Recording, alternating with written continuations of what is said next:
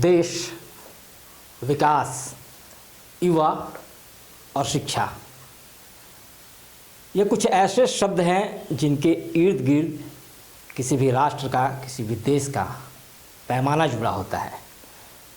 कह सकते हैं कि विकास की जो अवधारणा है, उसकी जो बुनियाद में है, उसकी जो जड़ में है, वो शिक्षा है।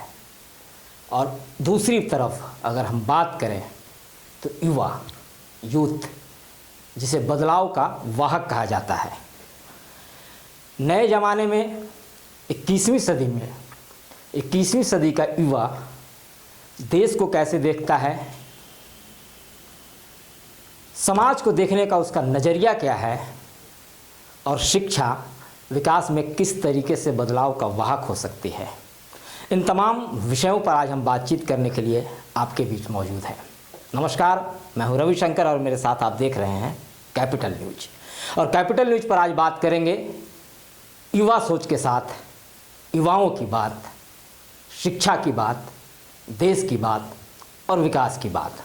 और इन तमाम चीज़ों पर बातचीत करने के लिए हमारे साथ एक यूथ ही मौजूद हैं जो कि पलामू के ही हैं, डाल्टनगंज में उनका घर है और इन दिनों देश की राजधानी दिल्ली में रहकर हायर एजुकेशन ग्रहण कर रही हैं। स्वागत है खुशी शुक्ला का कैपिटल न्यूज के इस स्टूडियो में। तो हमारे साथ मौजूद हैं खुशी शुक्ला, जैसा कि मैंने बताया कि मेदिनीनगर डाल्टनगंज की ही रहने वाली है और इन दिनों दिल्ली में रहकर अपनी पढ़ाई पूरी कर रही हैं। खुशी को आप पहले भी शहर के कई मंचों पर देख चुके होंगे, देशभक्ति गीतों के साथ, अपने ओजस्वी भाषण के साथ। और एक बात और मैं आज ये बताना चाहता हूँ कि 12th का जब रिज़ल्ट यहाँ डाल्टनगंज में निकला था, पलामू ज़िले में, झारखंड में निकला था, तो उसमें अपने कॉलेज की सेकंड टॉप रैंक में खुशी का नाम शामिल था। और यहाँ से परीक्षा पास करने के बाद दिल्ली में ये क्या पढ़ाई कर रही हैं, ये यूथ के तौर पर कैसे वे चीज़ों को देखती हैं, कैसे उनके देखने का नज़रिया है, इन तमाम विषयों पर हम एक छोटी बातचीत करेंगे अपने दर्शकों के लिए, ताकि दूसरे यूथ भी मोटिवेट हो सकें और खुशी की जो सोच है उस नज़रिए के प्रति अपना धारणा, अपना नज़रिया भी बना सकें। तो खुशी, सबसे पहले आपका स्वागत है हमारे स्टूडियो में। Thank you so much sir. सबसे पहले तो आप ये बताइए कि आप दिल्ली में क्या पढ़ाई कर रही हैं और कहाँ से कर रही हैं? Actually I am pursuing history honours, BA history honours to achieve my ultimate goal, that is UPSC CSC, and I'm studying in Bharati College, Delhi University. तो एक युवा के तौर पर जब कोई बात UPSC की करता है तो रोंगटे खड़े हो जाते हैं। और वाकई में UPSC का जो एग्जामिनेशन है, पूरी प्रक्रिया है, वो अपने आप में एक अलग तरीके का है, अलग मायने रखता है। तो खुशी ने जो बताया कि इसका जो अल्टीमेट गोल है वो UPSC क्रैक करना है और इसी के लिए वो देश की राजधानी दिल्ली में पहुंची हैं। एक इसी से जुड़ा हुआ एक सवाल मेरा ये बनता है कि आपने जब 12th किया था, मुझे याद है कि मैंने आपका उस वक्त पे इंटरव्यू किया था, उस समय साइंस आपका सब्जेक्ट था। फिर क्या वजह रही हिस्ट्री ऑनर्स लेने का, और इसमें आप कितना अपने कैरियर को लेकर कितनी संभावनाएं पाती हैं? जी, actually I would like to start कि जब मेरा 12th का रिज़ल्ट आया था उस वक्त कोविड पैंडमिक था। सो मेरा जो गोल था that was state topper, rank 1, वो सपना कहीं ना कहीं अधूरा रह गया था पैंडमिक के चलते। जिस लेवल की मैंने तैयारी की थी, लाइक जब आप कंसिस्टेंटली पढ़ते हो, रात में आपके पेरेंट्स भी आपके साथ जगे रहते हैं, तो आपको पता रहता है कि कहीं ना कहीं आप अच्छे मार्क्स से ऊपर आओगे, आप अच्छा रैंक स्कोर करोगे। बट पैंडमिक की वजह से वो सपना मेरा कहीं ना कहीं अधूरा रह गया था। सो डैडी ने, मॉम ने, मेरे टीचर्स ने मुझे मोटिवेट किया कि नहीं, अभी भी you have options, you have opportunities, तो आप उसके चलते आप निराश ना हो। जबकि मैं निराश हुई थी एविडेंटली, बट फिर एक नया लक्ष्य मुझे दिखा, दैट वाज UPSC CSC। सो उस नए लक्ष्य के साथ मैंने सोचा कि मेरी 12th में PCM थी, फिज़िक्स, केमिस्ट्री, मैथ। बट जब लक्ष्य मुझे सामने दिख रहा था और मुझे जब वो भेदना है, तो मुझे लगा कि अब मुझे अपनी पढ़ाई उसके तरफ, उसी दिशा में करनी स्टार्ट कर देनी चाहिए। So that is why I am pursuing history honours to achieve my ultimate goal, that is why. इसके लिए दिल्ली ही क्यों, दिल्ली को क्यों आपने चुना? आमतौर पर दर्शकों, आपको भी पता है कि पलामू में जब हायर एजुकेशन की बात होती है तो अमूमन लोग बेहतर तैयारी के लिए बाहर की ओर रुख करते हैं, इस पर भी हम बातचीत करेंगे। लेकिन पहले खुशी से समझते हैं कि दिल्ली क्यों, कितना सहज है वहाँ पे माहौल, और हायर एजुकेशन के लिए एक छोटे से ज़िले, एक छोटे से शहर से निकलकर वहाँ पहुँचना, वहाँ खुद को स्थापित करना, वहाँ के माहौल में ढलना, इन तमाम चीज़ों के बारे में बताइए, ये बताते हुए कि दिल्ली ही क्यों। First of all, as an individual, as a student, मेरा सपना था दिल्ली में पढ़ना, दिल्ली यूनिवर्सिटी में पढ़ना, that is why Delhi. And higher education के लिए मेरे डैडी का, मॉम का सपना था कि मैं दिल्ली जाऊँ, that is why I chose Delhi over any other state. And वहाँ का माहौल में ढलना obviously was bit challenging, it was because यहाँ पे आप अपने पेरेंट्स के छाँव में रहते हो, आपकी स्केड्यूल उसी के अकॉर्डिंग ढली हुई रहती है। बट वहाँ पे जाके you are the lord of yourself, आप खुद के मालिक हैं। आपको वहाँ पे अपनी रूटीन हो गई, अपना स्केड्यूल हो गया, वो सब आप ही को डिफ़ाइन करना होता है, उसी के अकॉर्डिंग आपको चलना होता है।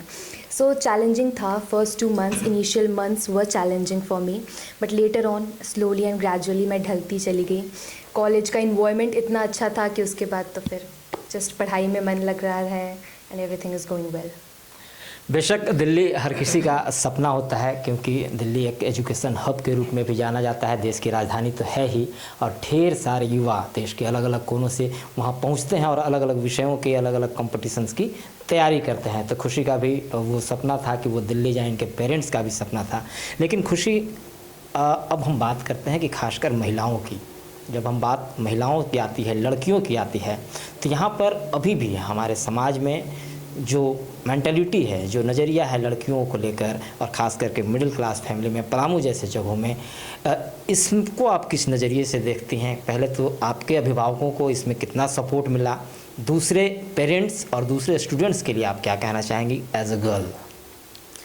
ये ऑब्वियसली ये ट्रू है कि लाइक कभी जब एजुकेशन की बात आती है तो कहीं ना कहीं लड़कियों को लड़कों से कम नापा जाता है। एज हम मिडिल क्लास फैमिली में देखते हैं कि वाई लाइक लड़की को तो आगे जाके शादी ही करनी है, तो हम हायर एजुकेशन उसे क्यों परस्यू करने दें।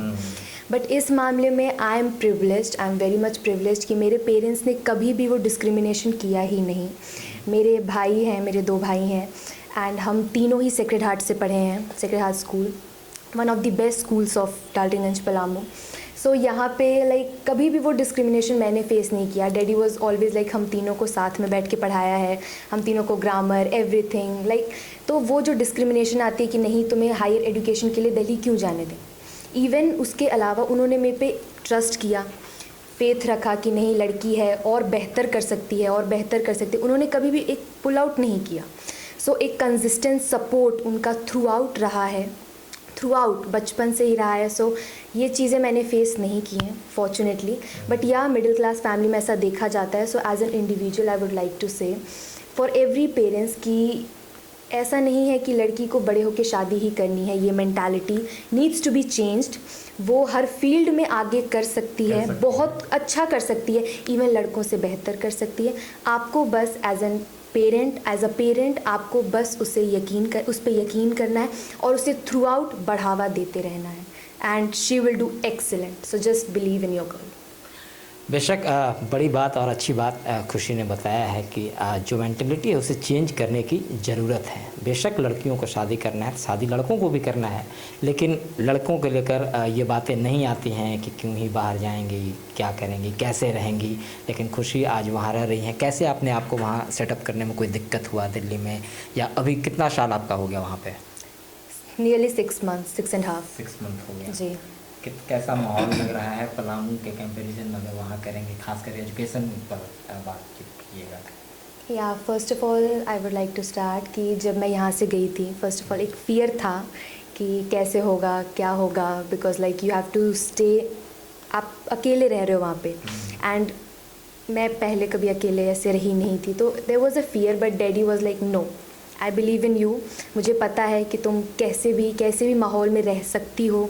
मॉम ने भी सपोर्ट किया, and first of all there was a thing, they never cried कि लाइक जो होता है कि नहीं बच्ची जा रही है, they never cried, they were like go we are with you, हम हैं साथ में। तो वो मेरे को वहाँ जाके उतनी दिक्कत, फियर तो था ही नहीं। एंड वहाँ जाके थोड़ा सा टाइम लगा था, लाइक फर्स्ट 2 months, बट थोड़ा सा मेरे लिए चैलेंजिंग थे, बिकॉज लाइक माहौल में ढलना था आपको, आपकी रूटीन, आपका स्केड्यूल, आपकी फूड, एवरीथिंग आपको खुद मैनेज करना था, तो चैलेंजिंग था मेरे लिए. सो फर्स्ट 2 months, उसके बाद तो अभी everything sorted. I live in PG and मेरा फ्रेंड सर्कल इन्वायरमेंट भी इतना अच्छा है कि लाइक मेरे लिए everything is good, normal, very nice. Plus education का मैं बोलूँ तो मेरे कॉलेज में अपॉर्चुनिटीज़, एक्सपोजर वो इतने अच्छे हैं that every time I am like busy. If I am not doing my study, I am doing extra curricular activities. That is my dance, जो मेरी हॉबी है, या और कुछ इवेंट्स आ गए, कुछ फंक्शंस आ गए, तो always I am like busy. So that is why I am liking the environment of my college. And या मुझे थोड़ा सा पलामू की अगर मैं कंपेयर करूँ, मुझे यहाँ पे थोड़ी सी अपॉर्चुनिटी कम लगी in comparison with Delhi, obviously. So that is why like I'm enjoying the environment now. Palamu में शिक्षा को लेकर किस तरीके की बदलाव की ज़रूरत आप महसूस करते हैं as a student? Not expert, not IAS या फिर पॉलिटिशियन, एज ए स्टूडेंट किन चीज़ों को और बुस्टअप किया जाना चाहिए, किन चीज़ों पर फोकस किया जाना चाहिए ताकि यहाँ के छात्र और बेहतर कर सकते हैं? Yeah, there's no doubt कि like पलामू के बच्चों में, पलामू के विद्यार्थियों में पोटेंशियल है. There is no doubt at all, but just हमें उन्हें सही डायरेक्शन देने की ज़रूरत है. अगर उन्हें वो एक्चुअली हमने देखा है कहीं ना कहीं कि लाइक यहाँ के बच्चे, जो मैंने एक्सपीरियंस किया है, they try to find shortcuts कि लाइक कुछ भी काम आसानी से हो जाए, कुछ भी काम बहुत जल्दी हो जाए, ये जल्दी से मिल जाए. तो वो चीज़ें मुझे लगता है, एंड बड़ी चीज़ें में टाइम लगता है, बड़ी चीज़ों में टाइम लगता है. तो वो चीज़ जो मुझे लगती है एक मेजर फैक्टर हो सकती है कि आपकी पोटेंशियल एक सही डायरेक्शन में लगे, तो fruit will be like beyond expectation. So यहाँ की शिक्षा में मैं वही बच्चों से, जो भी मेरे विद्यार्थी, जो भी मेरे भाई बंधु, जो भी गर्ल्स, एवरीवन, जो भी सुन रहे हैं, मैं जस्ट कहूँगी कि आपके अंदर जितनी भी क्षमता है, यू सेट योर गोल, आप उस क्षमता को उसी डायरेक्शन में लगा दो. उसके बाद कोई ताकत नहीं है जो आपको रोक सकती है. महत्वपूर्ण बात इन्होंने कही है कि गोल को तय करना होगा, आपको लक्ष्य को निर्धारित करना होगा और उसी के अनुसार तैयारी करनी होगी. बेशक पलामू के जो युवा हैं, पलामू की जो लड़कियां हैं, लड़के हैं, अलग अलग क्षेत्रों में बेहतर कर रहे हैं, अच्छा परफॉर्मेंस कर रहे हैं, ज़िले का, राज्य का और देश का नाम रोशन कर रहे हैं. लेकिन इन्हीं सब चीज़ों के साथ साथ ये भी ज़रूरी है कि आपको गोल केंद्रित करके उस पर तैयारी करनी, ईमानदारी से तैयारी करने की ज़रूरत है. तो बेशक आप उसे अचीव कर पाएंगे, जैसा कि खुशी ने बताया, और आपको कॉन्फिडेंट होना बेहद ही ज़रूरी है. चलिए, ये तो शिक्षा की बात हो गई, पलामू की बात हो गई. इन दिनों जब हमने स्टार्टिंग किया था यह कार्यक्रम, तो बात किया था कि हम 21वीं सदी में जी रहे हैं. 21वीं सदी का युवा, डिजिटल क्रांति की बात चल रही है. ऐसे में एक सोशल मीडिया, सोशल प्लेटफॉर्म एक ऐसी ज़रूरत बन गई है हर किसी के लिए, उसके बिना शायद रह पाना नामुमकिन है.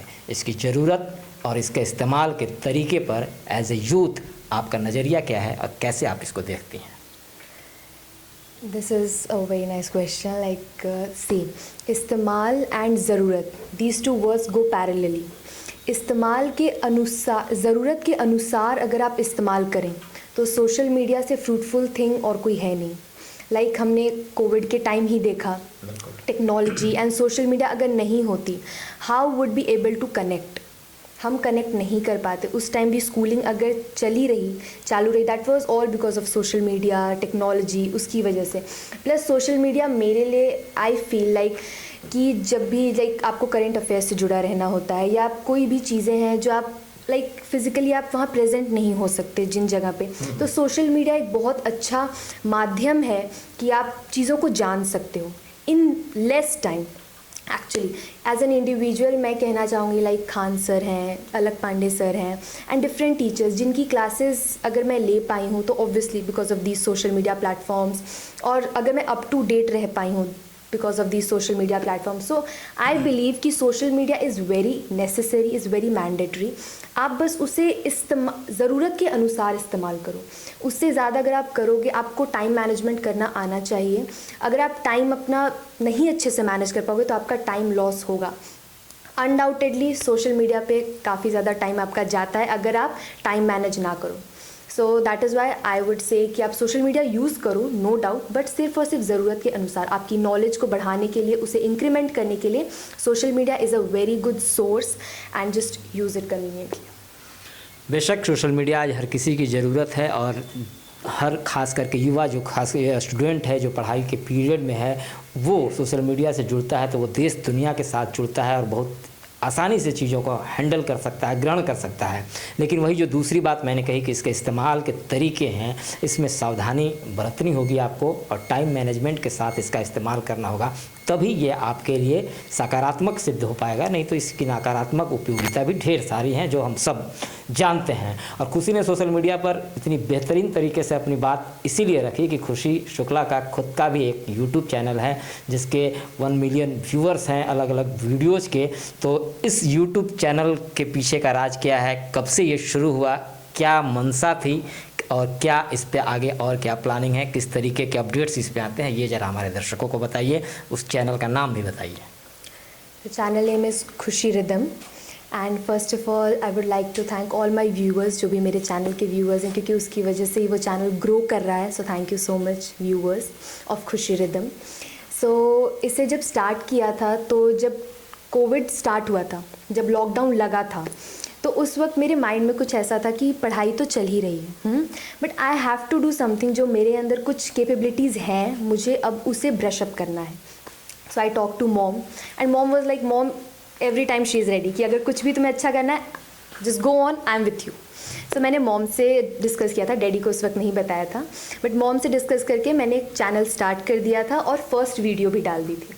उसके बाद फिर फर्स्ट वीडियो के बाद डैडी को पता चला। So daddy was also like कि why not, just go on, आपके अंदर हॉबी है and you have a time. Lockdown का जो टाइम था, that was like a boon for all of us कि हम उसे अच्छी चीज़ों में लगाएं। वो टाइम मेरे लिए बहुत ही हेल्पफुल था। तो मैंने जस्ट चैनल स्टार्ट कर दिया, उस पर फर्स्ट वीडियो भी डाल दी। I wasn't concerning about the views, कितने व्यूज़ आएंगे, चैनल कैसे ग्रो करेगा, कुछ नहीं था। बस था कि मुझे मेरे डांस, जो मेरा हॉबी है, मुझे वो डालना है। फिर कंसिस्टेंटली मैं डांस डालती गई। इवन मैंने लाइक कोई एक बड़ी सी जगह, कोई फैंसी सी जगह ना चुनकर अपने घर के छत पे ही स्टार्ट किया था, बिकॉज आप कहीं जा नहीं सकते थे लॉकडाउन में।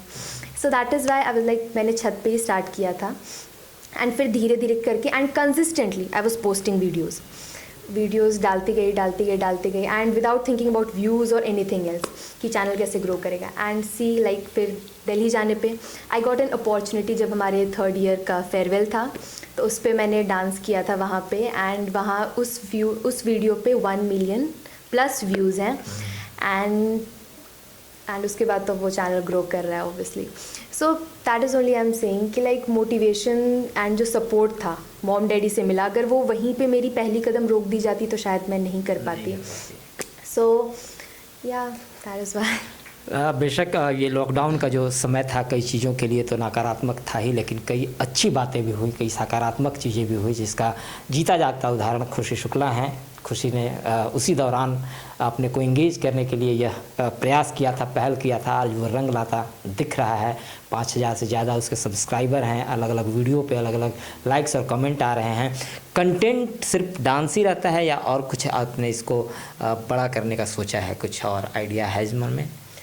स्टार्ट किया था मेरी हॉबी से, जो मेरी डांस है, बट उस पर लाइक मैंने जो भी इम्पोर्टेंट डेज़ आते हैं, लाइक इंडिपेंडेंस डे हो गया, रिपब्लिक डे हो गया, तो मैं उस पर जो मेरी भावनाएं हैं, जो मेरे व्यूज़ हैं, जो स्पीच है, मैं उस पर वो भी अपलोड करती हूँ। लाइक एंड जो मैंने हिंदुस्तान का प्रोग्राम किया था वो भी उस पर अपलोड है। सो दैट स्टार्ट किया था because of my hobby, but I post everything जो मैं करती हूँ, ठीक है।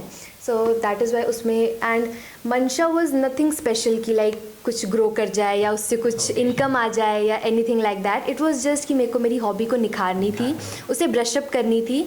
सो that is why the thing. चलिए, अच्छा लगा खुशी आपसे बातचीत करके। अंतिम सवाल, जहाँ से मैंने बात की शुरुआत की थी, देश, विकास, युवा और शिक्षा, कैसे आप देखती हैं युवाओं का रोल देश के विकास में और उसमें शिक्षा कितना ज़रूरत है? इस पे 2 लाइन की टिप्पणी दर्शकों के लिए। As a youth I would like to say कि हमारे अंदर, हम सभी के अंदर पोटेंशियल बहुत है, नो डाउट। बट एक चीज़ जो I see as I have experienced also, lack of confidence जो आज का युवा फेस करता है कि यार मैं नहीं कर सकता या मैं करूँगा तो क्या होगा, वो पहली कॉन्सिक्वेंस के बारे में सोचने लगता है। So without thinking about consequence, full of confidence, आपकी जो भी गोल है, आप जो भी है, आप उस पर जाइए, उसे अचीव करने का प्रयास कीजिए, शुरुआत कीजिए, बोलना स्टार्ट कीजिए, क्योंकि शांत रह के कुछ नहीं होने वाला। सो आप कदम बढ़ाइए अपना, and obviously you will do. Vikas आपका, आप अपना विकास सोचेंगे, आपका विकास होगा, आपके शहर का विकास होगा, स्टेट का विकास होगा, एंड अल्टीमेटली फिर देश का विकास होगा, उसका निर्माण होगा। सो अपने पोटेंशियल को सही डायरेक्शन में लगाइए विथ फुल कॉन्फिडेंस। तो चलिए इस बातचीत को यहीं समाप्त करते हैं, इसी संकल्प के साथ कि आज का जो युवा है वो कॉन्फिडेंट होकर अपनी बात रखेगा, कॉन्फिडेंट होकर देश के विकास के लिए सोचेगा, और निश्चित तौर पर हम एक सब मिलकर बेहतर दुनिया का निर्माण करेंगे।